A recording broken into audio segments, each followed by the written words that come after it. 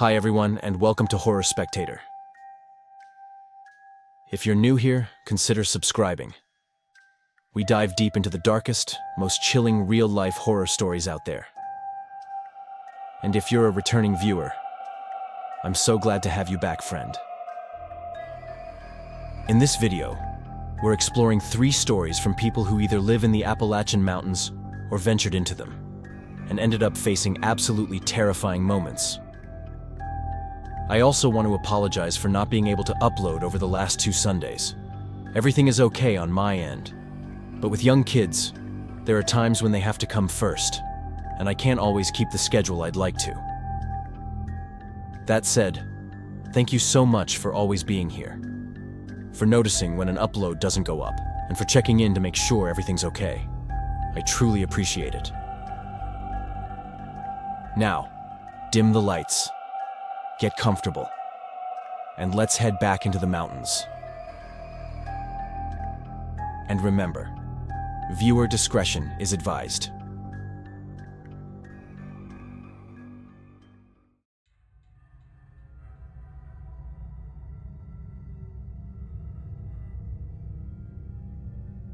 What I'm about to describe happened just over a year ago, right around Christmas. And even now, it's something that still sits heavy in my chest whenever winter settles in over the mountains. My wife and I live full-time in a small house tucked into the Appalachians. Far enough from town that you don't see neighbors, but close enough that we'd never thought of ourselves as truly isolated. We chose the place for the quiet, for the kind of silence that feels earned after years of city noise. We both grew up in these mountains, but when we got married, we moved to Denver because of a job opportunity. Over the years, though, the desire to return to the mountains kept growing, so once we reached a certain level of financial stability, we made the decision to come back. We've lived in this house for 11 years, and although we've had a few scary or difficult situations before, nothing ever came close to what happened this time. Winters are harsh up there, but we were used to it. Snowstorms, power flickers, long nights where the world feels paused. None of that was new to us. That night started like any other winter evening. We'd stocked up earlier in the week knowing a storm was coming. By late afternoon, the snow had started falling steadily, thick flakes driven sideways by the wind. By dark, the house felt sealed off from the rest of the world, a feeling that can be both beautiful and unsettling. The trees around us bent and groaned, and the wind pressed against the walls hard enough to make the place creak. We locked up early, not out of fear, but out of habit. When you live in the mountains, you learn to live more in tune with the rhythm of the days and the seasons. We lit the fireplace, turned on a couple of lamps, and settled in, thinking it would be a quiet night of waiting out the storm. The first thing that unsettled me wasn't loud or dramatic. It was the feeling that the space outside the windows had changed. Something I've heard said many times, and completely agree with, is that when you live in places like this, you learn to notice when things are out of place. The small signs that something is wrong, even when they don't make logical sense. You learn to listen to them and pay attention. And that's exactly what happened in that moment. I knew something wasn't right. The snow muted everything, but beneath that silence, there was something else. Something I can't quite describe.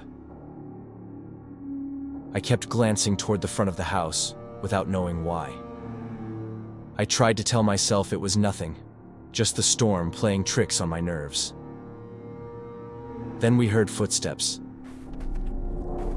At first, they blended in with the wind and the shifting snow on the roof.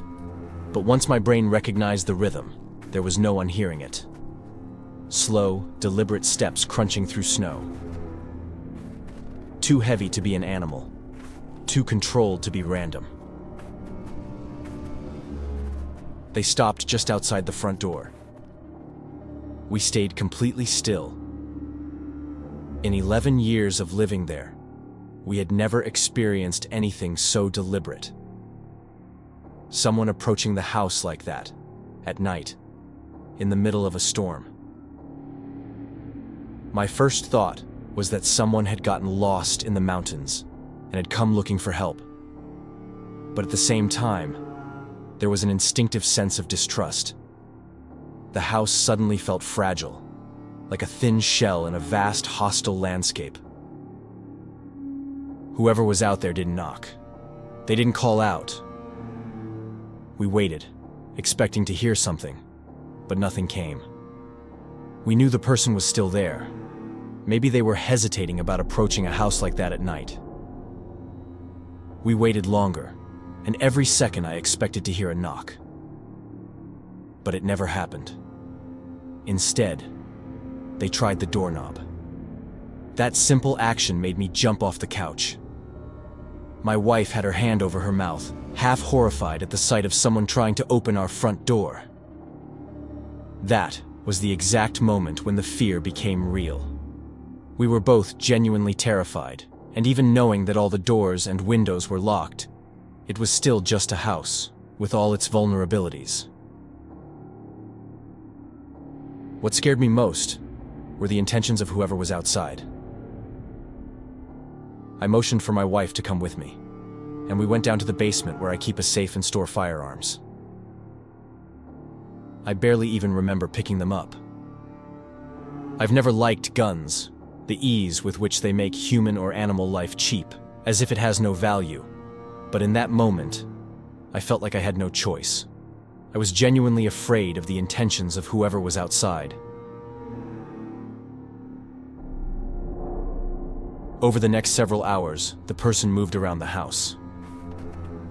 We heard them on the porch, then along the side wall, then behind us where the bedrooms were. They checked the windows one by one. At no point did we open the shutters to see who it was. Sometimes they lingered, as if listening for us inside. Other times, they moved quickly. For a while, we thought there might be more than one person, which made everything even more terrifying. We thought several times about confronting them, about saying we were armed. But you never know who's on the other side, or whether they're armed too. Sometimes we had cell service in the area, but with that storm, I already knew we probably didn't, and that was confirmed. Neither of our phones had signal, and the landline was dead because of the storm. Either way, I don't know how much being able to call for help would have changed anything. It wasn't the first time we'd needed help. Years earlier, we'd actually been robbed while we were away, and the police never came.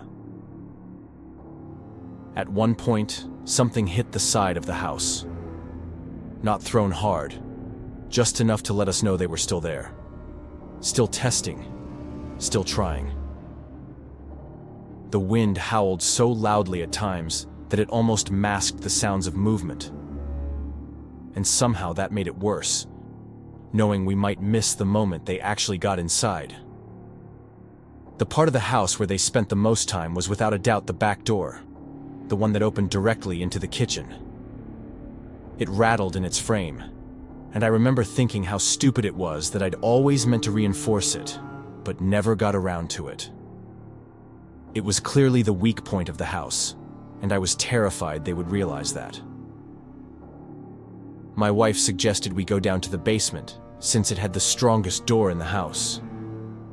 But I was afraid of missing the moment they entered and ending up trapped down there with no way out. I told her I thought it was better for us to stay where we were, but if it made her feel safer to start stocking the basement with food and essential supplies, then having a backup plan wasn't a bad idea. We spent the night like that, caught in a mix of anxiety and fear as the hours dragged on in a slow, distorted way. Time didn't move normally. The fear kept resetting, every new sound bringing it back to full intensity. At some point, exhaustion crept in. The kind that makes your thoughts feel thick and sluggish. But sleep was impossible. We stayed awake until the sky began to lighten, the storm finally easing as dawn approached. Around 7 in the morning, the sounds stopped. Or at least, they seemed to stop. We didn't move right away. We waited, listening, afraid that stepping forward might somehow bring them back. Then, after at least an hour had passed, we opened the window shutters. The forest was relatively calm after the violence of the night before, and there was no one in sight. The only sign that someone had been there were the deep footprints circling the house, partially filled with fresh snow. They were noticeably deeper and more concentrated around the entrances. And it couldn't have simply been someone looking for shelter. The house was clearly lived in. And anyone who could have endured the entire night in those temperatures and that storm would have had to be well equipped for the cold. We didn't leave the house that day, and when night fell, we were both extremely stressed. We could have spent the night away, rented a hotel room and stayed for a few days. But the only hotel anywhere near us was completely full, probably with families who had come back to spend Christmas together. In the days that followed, we kept expecting something else to happen. Some sign that it wasn't over. Every sound outside made us genuinely uneasy. Every night felt like a repeat waiting to happen. We reported it once the roads cleared, but there was nothing to go on. We installed cameras and an alarm system, something we probably should have done a long time ago. But the person never came back. We still live here, and I can't say that we live in constant fear, but I also can't say that we live the way we used to, completely at ease and without worry. Now, whenever I have to go outside, I see shadows everywhere. And sometimes, I have the feeling that someone is going to step out from between the trees and attack me.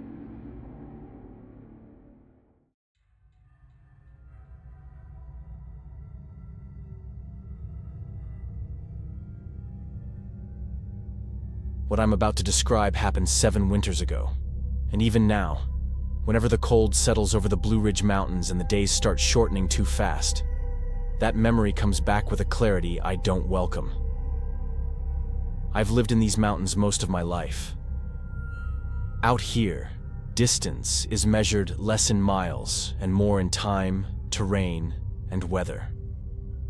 My nearest neighbors are an older couple who live deep in the forest, far enough away that most people wouldn't even realize there's a house back there. We're all pretty isolated, and because of that, we look out for one another. Whenever something breaks, or supplies run low, or bad weather is coming, we check in. It's just how things work out here. That afternoon, I headed out to warn them about a storm that was rolling in faster than expected. In the summer, the walk takes about 30 minutes on a narrow trail that winds through the trees. In winter, with snow, ice, and frozen ground, it takes closer to 40, sometimes more. By the time I started out, the light was already fading. I wasn't afraid of the dark. Night has always been part of life here. But the storm worried me.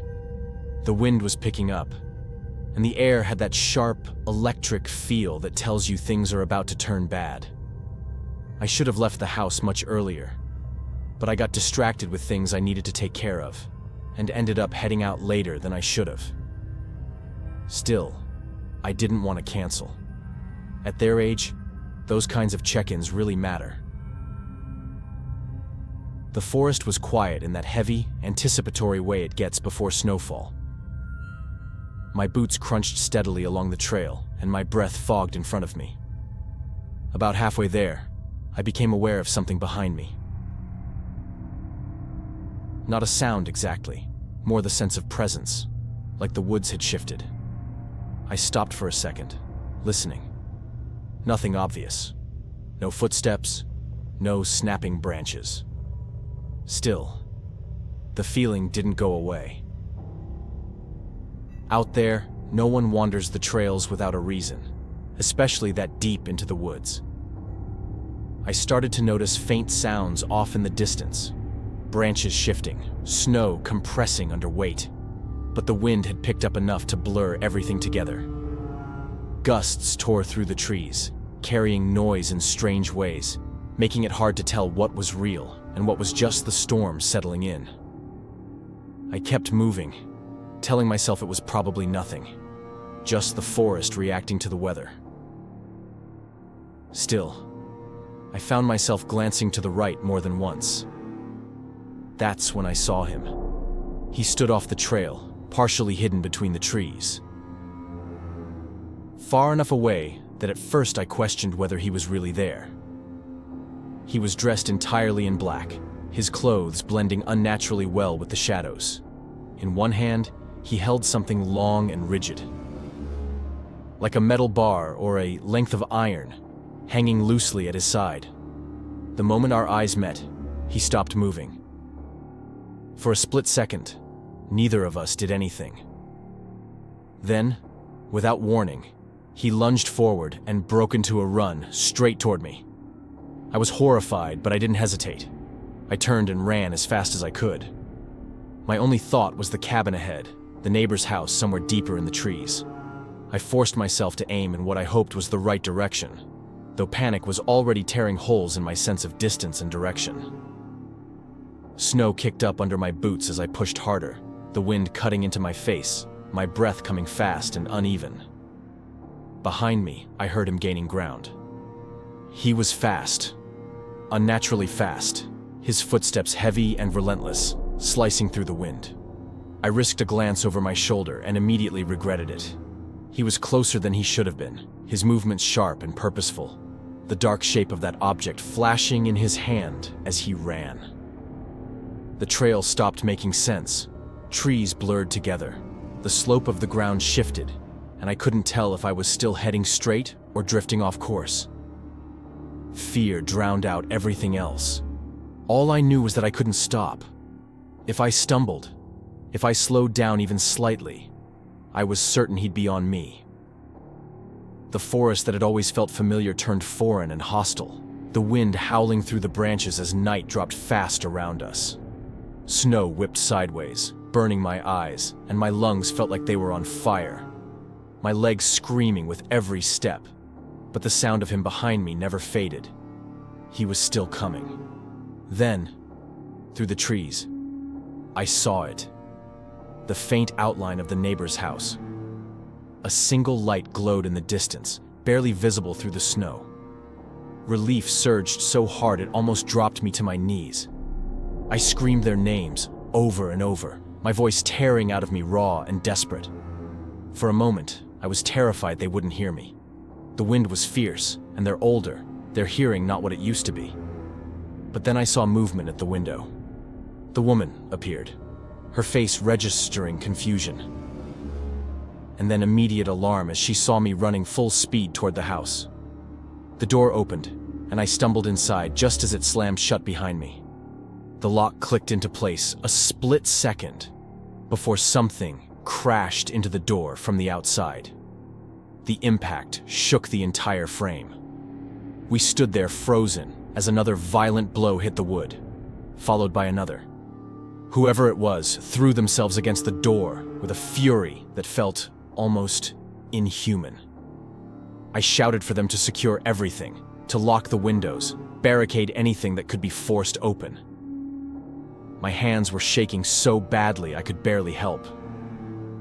The pounding continued for several minutes, relentless and enraged, before it suddenly stopped. The silence that followed was almost worse. We waited, listening, afraid to move, afraid to breathe too loudly. But no further attempts came. The storm intensified, wind howling around the house, snow piling up against the walls.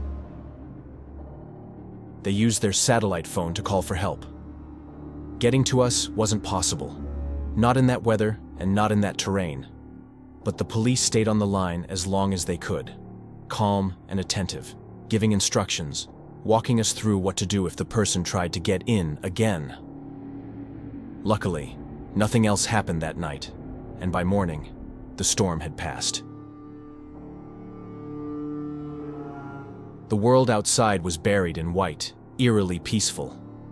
The police managed to reach the house later that day and checked the area, though there was little to find beyond disturbed snow and tracks that disappeared into the forest. The neighbors came back with me to my place, and they stayed there for the rest of the winter. I didn't even hesitate to offer. They're not just neighbors to me. They're family in every way that matters. The thought of something happening to them still makes my chest tighten. That was 7 winters ago. Nothing like it has happened since. But it was enough. Enough to change how I move through these mountains. Enough to make sure I'm never caught out near dusk again. And never, ever in the forest, once darkness has fully settled in.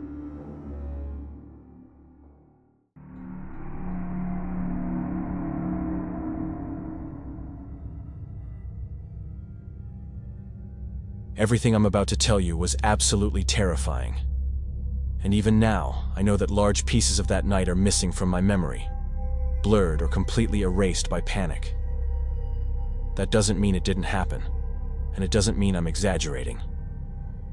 Everything I'm about to describe is real. I just don't remember every detail with perfect clarity, and all I can do is pass on what I know for certain. I was 22 years old at the time, and this happened in December of 2001, deep in the Appalachian Mountains. A close friend of mine and I had this tradition of camping every Christmas season. Nothing fancy or extreme, just a few days off the grid before heading back to our families. It was something we'd been doing since high school, and back then we still thought we were a lot tougher and more capable than we actually were. The spot we chose that year was familiar, a place we'd camped near before, far enough from any main road that you couldn't hear traffic, but close enough that we felt comfortable being there in winter. The first part of the trip was uneventful. Cold, but manageable. The kind of quiet that feels heavier in December, where the forest seems stripped down to its essentials. We set up camp before dark, started a small fire, ate, and settled in early because the temperature dropped fast once the sun disappeared. At some point during the night, I woke up with that instinctive feeling that something wasn't right. Not a noise exactly, more like a shift in the air. The same way you can feel when someone is standing too close to you without seeing them. I remember lying there, staring into the darkness of the tent, listening hard. Every sound blended together. Branches creaking, snow brushing against fabric, the fire popping as it died down. I remember thinking that if the fire was still faintly burning, then it couldn't have been very late, probably somewhere around midnight at most. Then I heard something that didn't fit. A heavier sound, slow and deliberate, coming from deeper in the trees. I couldn't tell how far away it was, only that it wasn't an animal moving randomly. Whatever it was, it stopped when the wind died down, and started again when the gusts picked back up. Like it understood exactly when it could move without being noticed. That sense of intention was the first thing that truly scared me. The deliberate way a predator moves when it knows exactly what it's doing. Eventually, I worked up the nerve to look outside, unzipping the tent just enough to peer out. What I saw still doesn't fully make sense to me. At the edge of the firelight, barely visible between the trees, there was a shape standing upright, completely still. It was tall, unnaturally so, and it looked wrong in a way I still struggle to explain. Not wrong in a supernatural sense, but wrong in a human sense. Like someone trying very hard not to be seen and failing without realizing it. I remember noticing the way it was positioned, slightly hunched, as if it had been watching us for a while. There was no sound or movement coming from it at all. No noticeable breathing, no shifting of weight, nothing. Just a presence that felt intentional and patient. The fear hit me all at once, sharp and overwhelming. The kind that makes your thoughts scatter and your body feel heavy and weak at the same time. The feeling of being watched in the middle of the night is absolutely terrifying, and that kind of fear has a way of distorting your senses. I hadn't even realized that Mike was awake too, staring at the exact same thing I was. I think I only snapped out of it when I felt his hand clamp tightly around my arm. I don't remember how long we stayed frozen like that.